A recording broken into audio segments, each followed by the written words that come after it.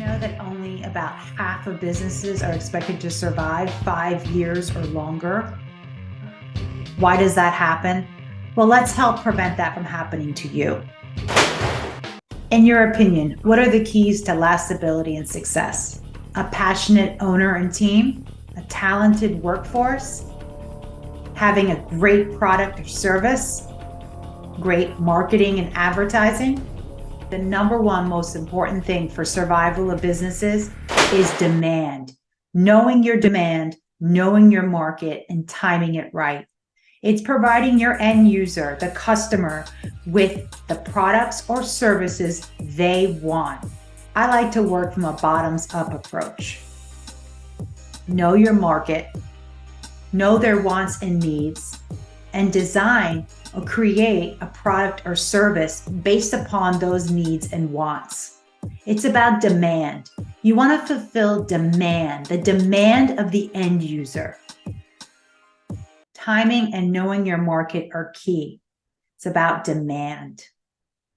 Now, having an effective marketing strategy is key.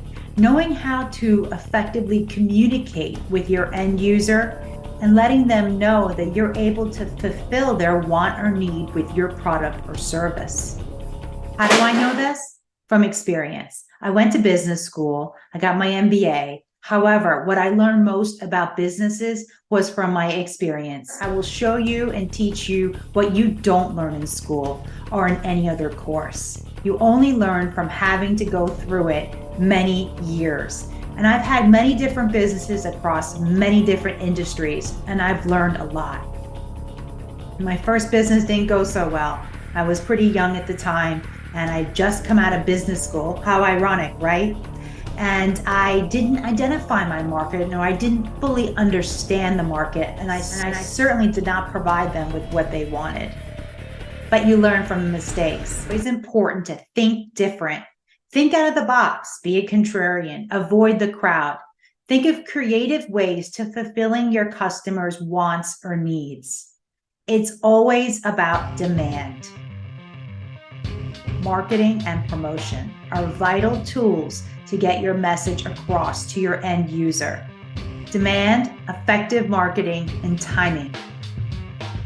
Bottoms-up approach is what I call it. I like to work from the end user back up to the producer. I like to know what my customers, potential clients need and want. Then I develop the product or service based upon their wants and needs, the demand. Customer becomes part of the creation process or the modification process. It's based upon what their changing needs and wants are. We live in a very fast environment. Things are changing very rapidly, so the customer's needs and wants can also change accordingly. So even though I'm designing the product based upon the demand, it's always changing. The product itself is changing and growing. It's in a dynamic state, just like our world is. So we're always tweaking, modifying the product to continually improve it and keep our customers happy. A happy customer is a happy bottom line.